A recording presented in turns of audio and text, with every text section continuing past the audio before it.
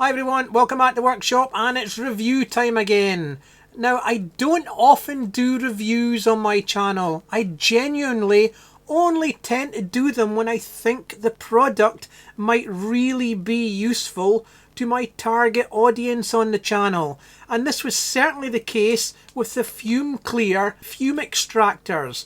These popped up on my Facebook feed, my personal Facebook feed, and I quite liked the look of them. Never heard of the company Fumeclear before, but I thought I'd contact them and see if they were interested in sending me a unit for the purposes of review.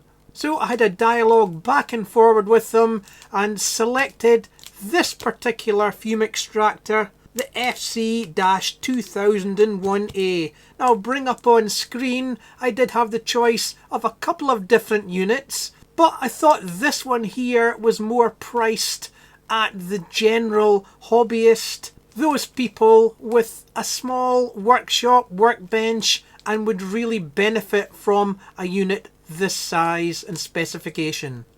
Now, I do actually have my own hacked together fume extractor, and this is it here. It's basically just a Hakko FA-400, or a clone anyway, and I've hacked together this 6-inch pipe on the front of it that I can move around. It's weighted, and yeah, it does the job. But I'm hoping that the Fumeclear FC-2001A will operate a lot better.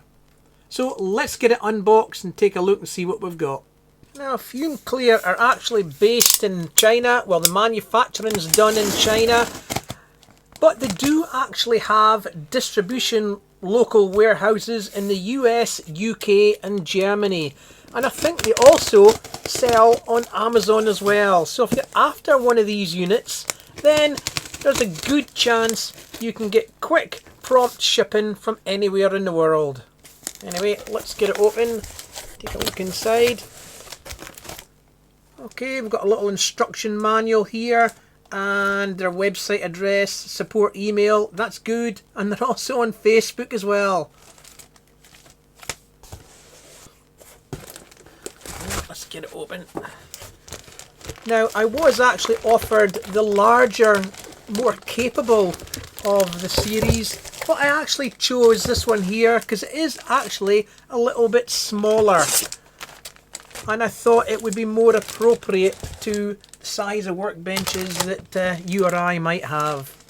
So what do you get in the box? Well, you get the unit itself, and it comes fitted with the filters already. More about that in a minute. But you also get some spare pre-filters. There's actually 2 levels of filtration in these units. You've got the pre-filter, which is exposed to the tube on the top, and you've got a HEPA filter immediately below that. You also get a power cable as well, and because my unit was shipped from a UK warehouse to a UK destination, I've got a UK plug. I'm sure that you'll get the right plug for your country. You also get the bendable tube. I don't know what the right name for these things are, but that goes on to the top of the unit here.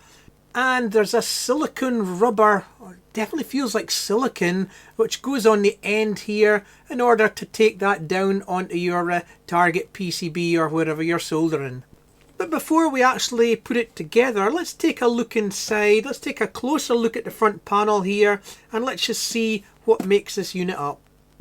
Now, as I mentioned earlier, I chose this unit here rather than the bigger, more capable unit, because I thought this one here would fit better onto my workbench and perhaps a hobbyist's workbench where there isn't a great lot of space. Now, before we take a look inside the unit, let's take a look at the front panel. You've got an on-off button here and a flow button. I think that's for adjusting the speed of the fan. We'll take a closer look at that when we get up and running. And you've got a couple of LEDs there as well. And there's just some labels around the side. Eliminates smoke, eliminates dust, eliminates bacteria, eliminates odours, air purification, eliminate harmful gases, and eliminate PM 2.5. I think that's the particulate size it's able to filter. And on the rear of the unit, you've got your IEC mains connector on the back with the fuse at the bottom there. You've got the model number FC-2001A, and it's got a Universal power supply, 100 volts up to 240, power at 60 watts, and the noise level is less than or equal to 52 dB, and there's the flow rate and the weight of the unit as well. It's actually reasonably heavy. So let's take a look inside, because obviously the filters are replaceable. A couple of catches on the side. They are metal, they're not plastic, so that's pretty good. And looks like they're riveted onto the side of the enclosure there. Neoprene gasket there to seal it down onto the housing.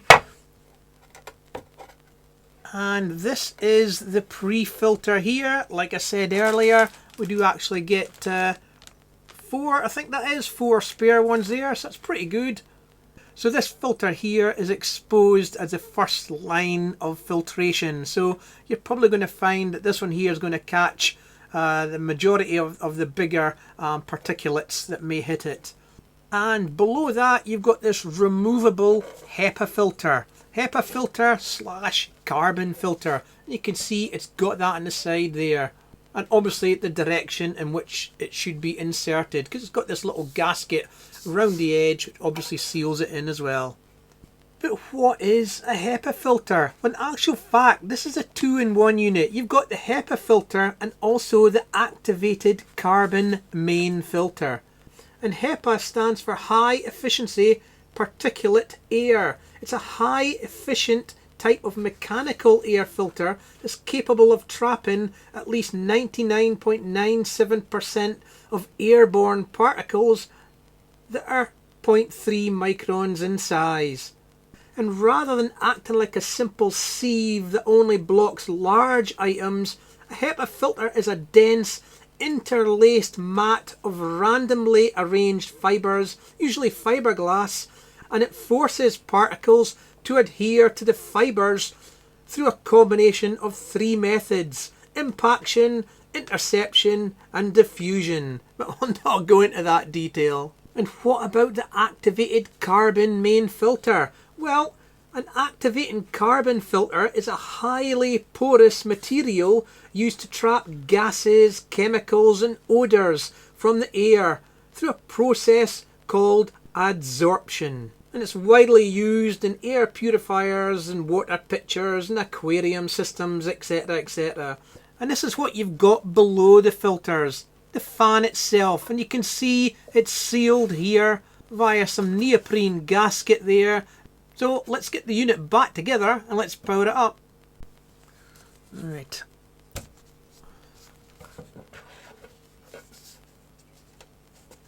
A nice tight fit on the gasket round the edge of that filter there, and this one here is the same, just goes in rather nicely. And I'll put on the lid, so it's very easy to get into. There we go. Now, I've never actually used a fume extractor using one of these bendy tubes here, so I'm quite intrigued to see how it works on the workbench here and how easy it is to move around. But first off, let's get attached to the unit. So it should just push into the top here. Yep, a nice tight fit there. Bring it down and we'll attach the nozzle as well. I presume that's what it's called. Yeah, no problem at all. Now moving it around, there's enough stiction on the tube here that you actually move the whole unit. So you do need to put your hand in it and just to move it around or just to bend it like that there. I actually prefer that because it means that this thing here is not going to drop by itself out of the way, which is a common problem I've seen on some other units online. Okay, so I've got the mains coming in the back and it's on. There is no power switch in the back, but you can see it's not on yet, but I've got a green flashing light. That's actually quite handy. We can see that there's power coming into it. It's just not turned on at the moment. Okay, so I've got it set up for the lowest speed, the green indication. So let's turn it on. I'll grab my soldering iron. And I'm about 4 inches away from the nozzle there. And yes, every single bit of smoke is being drawn in. No problem whatsoever. But what about 6 inches away?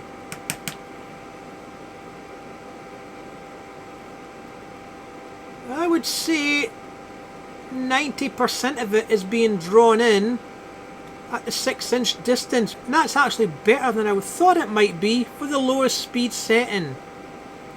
There's the odd whiff going beyond the nozzle there.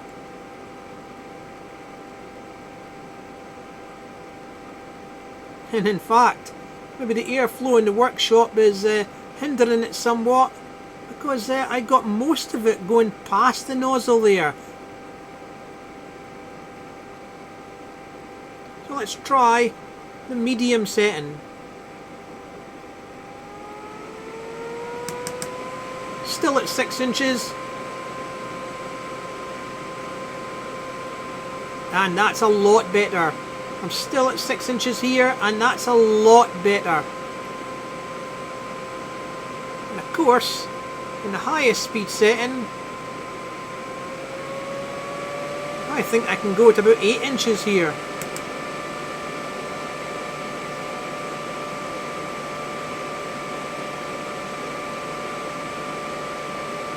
You can see that the solder fumes are almost making it past the nozzle, and then at the last minute they're sucked in. There's the odd whiff that's going beyond it, so it looks like the sweet spot is about 6 inches from the nozzle. So I've turned it round side on so that you can possibly see it a little bit better on that airflow. So let's turn it on. I think I'll put it to the medium setting. It's the blue LED. 6 inches away.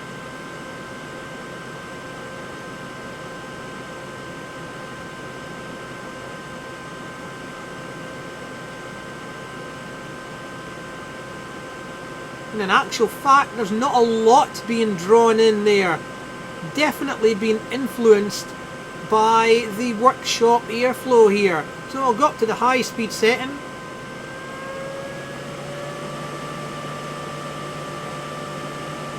And that's a lot better.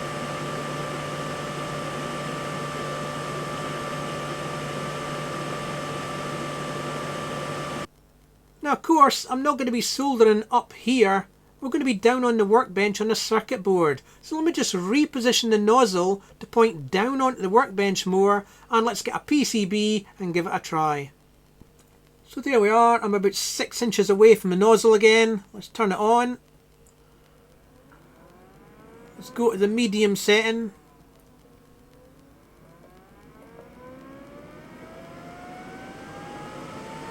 Now let's just try it again. Yeah, about 6 inches. It looks about 90% of it's being drawn in. Right up into the high speed setting.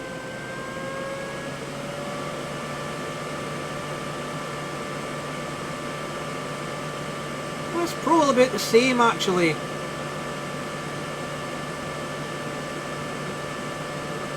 So just like any other fume extractor, looks like you need to be a little bit closer. This is actually about 4 inches away now, or 4 or 5 inches, in a comfortable distance so that it doesn't get in the way. And yet, once again, about 90% of it being drawn in. So, having played around with it for a while, I would definitely say it's more capable than my original FA-400 abomination over there. And before I actually position this on the workbench, how I hope to have it positioned permanently, let's take a quick look inside. Now the manual does state that it's strictly forbidden to go inside the unit, but I'm wanting to take a look inside. Let's just see the control electronics if we can, and a quick look to see what's behind this bottom panel. And you can actually see here is the outlet, because of course this unit's going to have an outlet for the clean air, and it's directed out the bottom of the unit, and this should be the clean air after all the filtration that comes out the bottom here. So let me just take this bottom panel off and take a quick look inside.